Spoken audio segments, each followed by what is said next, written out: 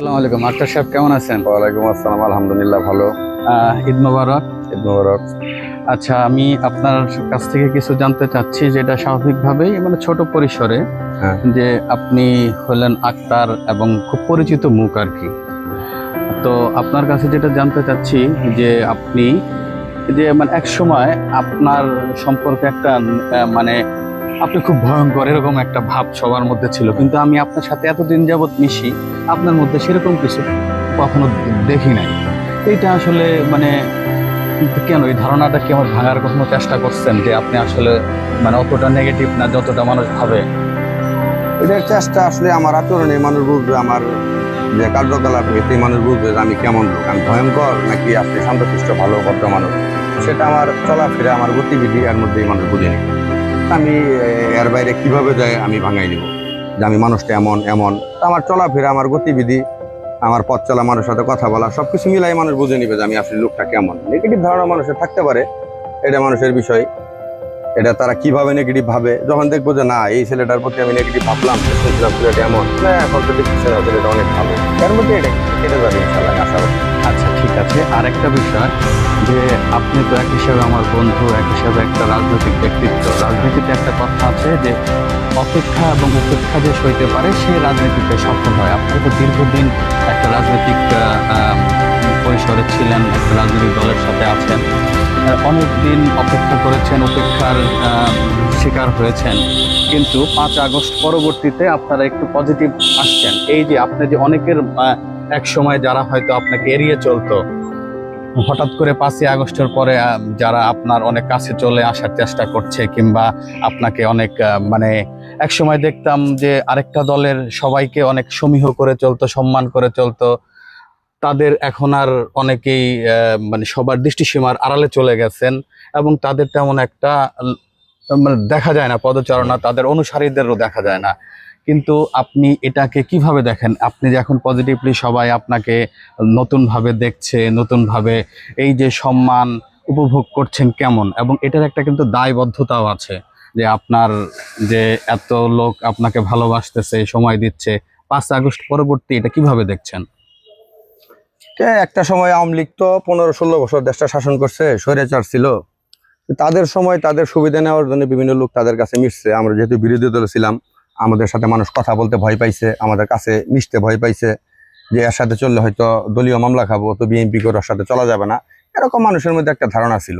তো এখন তো গণতন্ত্র 100% ফেরত আসে নাই, স্বৈরাচার বিদায় নিছে, জনগণের ভোটে নির্বাচিত কোনো সরকার আসে নাই। আমরা আশাবাদী যে ডিসেম্বরের মধ্যে একটা ভালো সুষ্ঠু নির্বাচন হবে, সেই নির্বাচনে বিএনপি রাষ্ট্রীয় পাওয়ার আসবে ইনশাল্লাহ। আচ্ছা, আমি সবাই তো আসলে আমরা তরুণ প্রজন্ম সবাই চাই একটা পজিটিভ রাজনৈতিক পরিবেশ সৃষ্টি হোক। আপনি আমার বন্ধু, বন্ধু মহলে আমরা আসলে আমাদের রাজনৈতিক দলের সব ঘরানার লোকই আছে। আমরা আশা করি সবার মধ্যে একটা সৌহার্দ্যপূর্ণ পরিবেশ সবসময় ছিল, ভবিষ্যতেও হ্যাঁ, থাকবে, থাকবে ইনশাল্লাহ। এখনো আছে।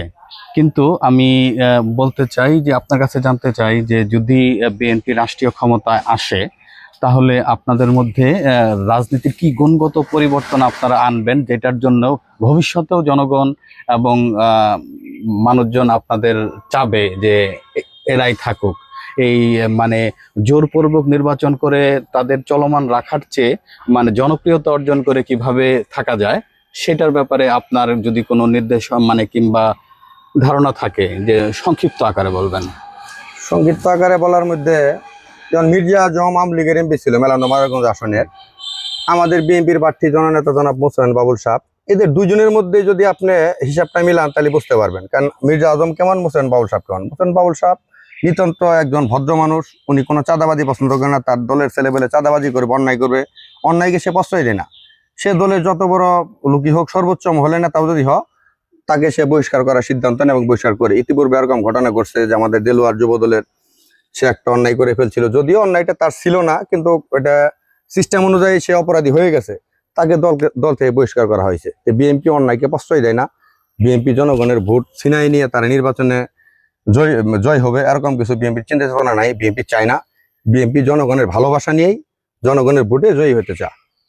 আচ্ছা, কিন্তু মির্জা আজম সাহেব যতই আমরা নেগেটিভ কথা বলি, সে মানে পর্দার অন্তরালে যাই হোক, জামালপুরের জন্য অনেক উন্নয়ন করেছেন, মানে দৃশ্যমান যেটা দেখা যায় যে অনেক কিছু করেছেন, সেটা সবাই দলমত নির্বিশেষে অনেকেই এটা বলে। আসলে সবার জনসম্মুখে বলতে না চাইলেও অনেকেই এটা স্বীকার করতে হবে দলমত। যেমন আমাদের বিএনপির এক সময়ের মহাসচিব আব্দুল সালাম তালুকদার, সে যে উন্নয়নটা করেছে সেটা সরিষাবাড়ির সবাই দলমত নির্বিশেষে সবাই এটা স্বীকার করতে বাধ্য। আপনি কি মনে করেন যে বিএনপি ক্ষমতায় আসলে সেই উন্নয়নের যে ধারাটা জামালপুরে ছিল সেইটা হয়তো মেগা প্রকল্পে মেগা দুর্নীতি হয়েছে, সেটা আমি মানে এড়িয়ে যাচ্ছি, সেই দিকে না যাই, কিন্তু হলো যে মানে উন্নয়ন তো হয়েছে, যতই লুটপাট হোক হোক, সেটা হোক কিংবা না হোক, কিন্তু আপনার কি মনে হয় যে উন্নয়নের ধারাবাহিকতা থাকবে মেলান্দ জামালপুরের যে উন্নয়ন? বিগত আওয়ামী লীগের 15-16 বছরে মির্জা আজম যে উন্নয়ন করেছে তার থেকে আমি মনে করি বেশি উন্নয়ন হবে। মোস্তাফিজুর বাবুল সাহেব এমন একজন নেতা, তার এলাকা নিয়ে অনেক ভাবে, অনেক স্বপ্ন দেখে। তার এলাকার লোকজন হতদরিদ্র থাকবে না, সকলে এস্টাবলিশ হবে, সকলের কর্মসংস্থান হবে, এটা উনি চা, আর এটা হবে ইনশাল্লাহ। আচ্ছা, ঠিক আছে, আপনি তাহলে আমাদের দর্শক এবং আমার বন্ধুদের উদ্দেশ্যে ঈদ মোবারক জানান। তাহলে আজকে আমরা এখানে শেষ করছি। ঈদ মোবারক সকলকে, ঈদ মোবারক।